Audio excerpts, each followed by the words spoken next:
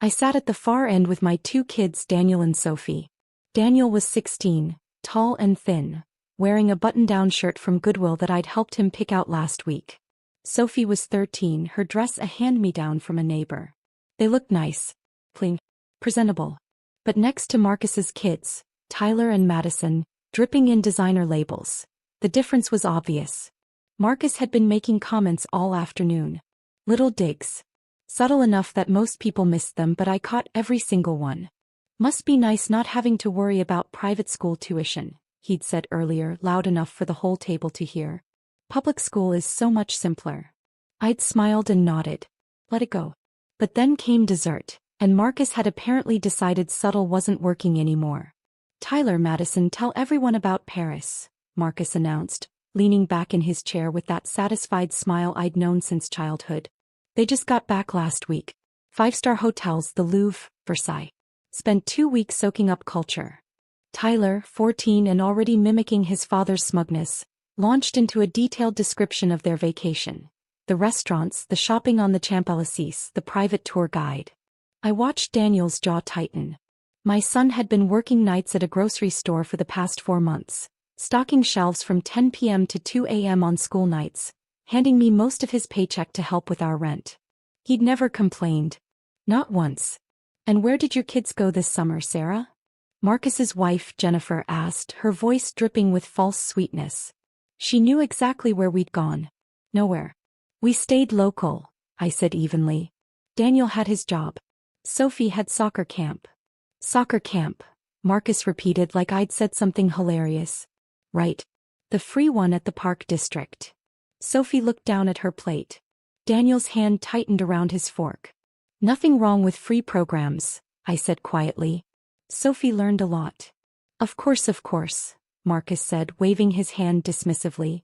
Not everyone can afford the European experience. Different priorities. Some people focus on, he paused, looking at Daniel. Working at grocery stores. Building character, I suppose. My mother, sitting near Marcus, laughed a little too loudly. She'd always favored him, the successful son. The one who'd married well, climbed the corporate ladder, bought the big house in the right suburb. Daniel works very hard, I said, keeping my voice level. I'm proud of him. Oh, I'm sure, Marcus said. Minimum wage builds character. Much better than, say, summer internships at investment firms. He gestured to Tyler. Tyler spent his summer learning about portfolio management. Networking with my colleagues. Real career building. I saw Daniel's face flush. He stared at his dessert, untouched. Then Marcus went for the kill. Your kids shop at thrift stores while mine vacation in Europe. He laughed, looking around the table for validation. I mean, that's just reality, right? Different tax brackets, different lifestyles. Nothing to be ashamed of, Sarah. You're doing your best with what you have. My son's face fell. I watched 16 years of quiet dignity crumble in his eyes. The kid who worked 40-hour weeks on top of school. Who never asked for anything. Who handed me his paychecks without hesitation. Who wore second-hand clothes without complaint. Something in his expression broke my heart and steeled my resolve at the same time. I pulled out my phone, checking my emails like I just remembered something. The table had moved on to other conversations, but Marcus kept glancing at me, satisfied with his performance. I stood up calmly. About those vacations, I said, my voice cutting through the chatter. The table went quiet. The trust fund paying for them? I'm the trustee. And your beach house mortgage? I just bought it.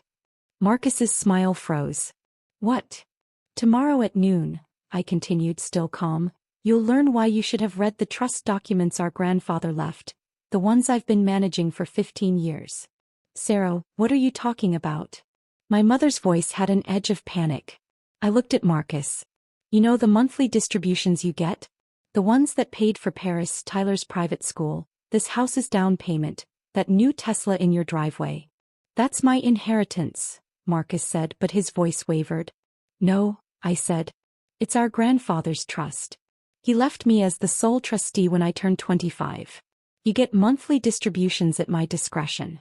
I've approved every single payment for 15 years without ever mentioning my role. I thought family should support family.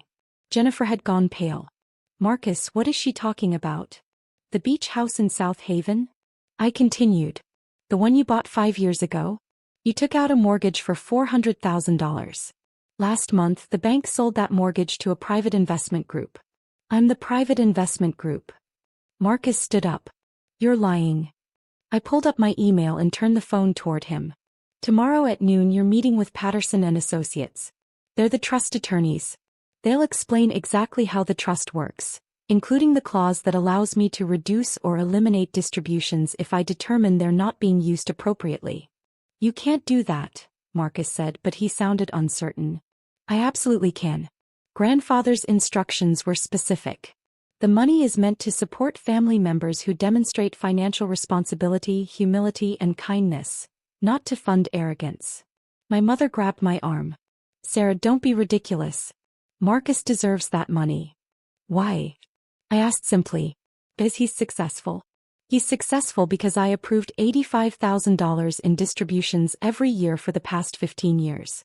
That's $1.2 million, Mother. Money I could have used. Money that could have paid for Daniel's college fund. For Sophie's activities. For a house instead of the apartment we rent. The table was silent. Daniel stared at me with wide eyes. Instead, I continued, I approved every distribution Marcus requested. The Europe trips. The private schools. The country club membership. The investment in his business 5 years ago. Remember that, Marcus? $50,000 when your startup needed capital? That came from the trust, too. I didn't know you controlled it, Marcus whispered. No, you didn't. Because I never told you. Because I thought we were family. Because when grandfather made me trustee, he told me the money should flow quietly without ego, supporting those who needed it. Sarah, Jennifer said desperately, Marcus didn't mean. Yes, he did, I said. He meant every word. Just like he's meant every condescending comment for the past decade. Every reminder that his kids go to private school. Every mention of vacations we can't afford. Every subtle dig about our clothes, our car, our neighborhood. I looked at Daniel. You want to know why we shop at thrift stores? Because I chose to live on my teacher's salary alone. Every penny from the trust I directed to Marcus, because I thought supporting family mattered more than pride. Your teacher's salary? My mother looked confused. I'm a high school English teacher, Mom. I make $48,000 a year. The trust generates approximately $200,000 annually. I could take half and still have plenty for Marcus. I could have bought a house years ago. Could have sent my kids to private school. Could have taken them to Europe. Why didn't you? Sophie asked quietly. Because I wanted you two to understand the value of work. Of humility. Of not judging people by their tax brackets. I looked at Marcus. Lessons apparently not everyone learns. Marcus sat down heavily. What are you going to do? Tomorrow the attorneys will present you with modified distribution terms. You'll receive $25,000 a year going forward. Enough to supplement your actual income, which is considerable. Not enough to fund your current lifestyle. $25,000? Jennifer's voice cracked. We can't maintain this house on. Exactly, I said. So you'll need to make choices. Like whether you really need a house this size. Whether private school is essential. Whether Europe is a priority. I turned to the mortgage papers on my phone. The beach house mortgage. Monthly payments are $3,200. I'm calling the loan due in full in 60 days. 60 days? We can't pay $400,000 in 60 days. Then you'll sell it. Or refinance with another bank if they'll approve you without trust income guarantees. I paused. Or you could ask nicely. Explain why you think you deserve an extension. Try some humility. Marcus's face was red. You're doing this because I made one comment? One comment. I almost laughed. Marcus, you've been making comments for 10 years. Every holiday. Every birthday. Every family gathering. You've made my children feel less than because we don't live your lifestyle. A lifestyle I funded while raising 2 kids on a teacher's salary. I didn't know, he said weakly. You didn't care to know. You saw me struggling and felt superior instead of curious. Felt entitled instead of grateful. My mother found her voice. Sarah, this is cruel. He's your brother. I'm his sister, I replied. The one he just humiliated in front of the entire family. Again. I looked at Daniel. The one whose son works 40 hours a week to help with rent while Marcus's son interns at daddy's firm for experience. I started gathering our things. We're leaving. Daniel, Sophie, get your coats. Wait, Marcus said. Can we talk about this? Tomorrow. At the attorney's office. Noon. I helped Sophie with her jacket. Bring your financial statements. All of them, income, expenses, assets, debts. The attorneys will need to review everything before restructuring the distributions. Restructuring. Hope crept into his voice. The trust is meant to support family, not enable arrogance. If you can demonstrate that you understand that, if you can show genuine change, we'll discuss appropriate support levels.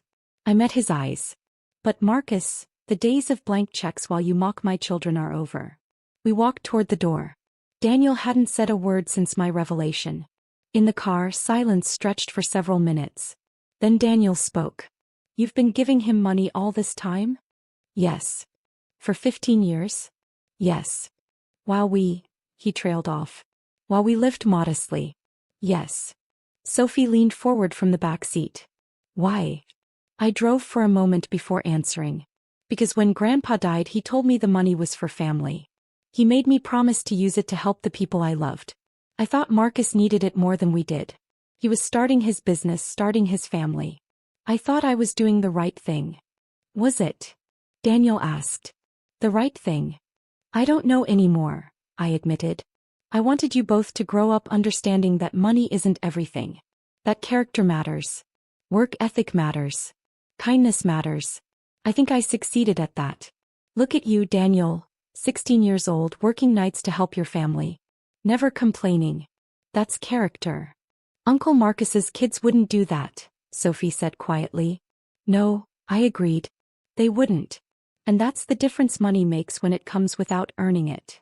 Daniel was quiet for another minute. Then he asked, Are you really going to cut him off?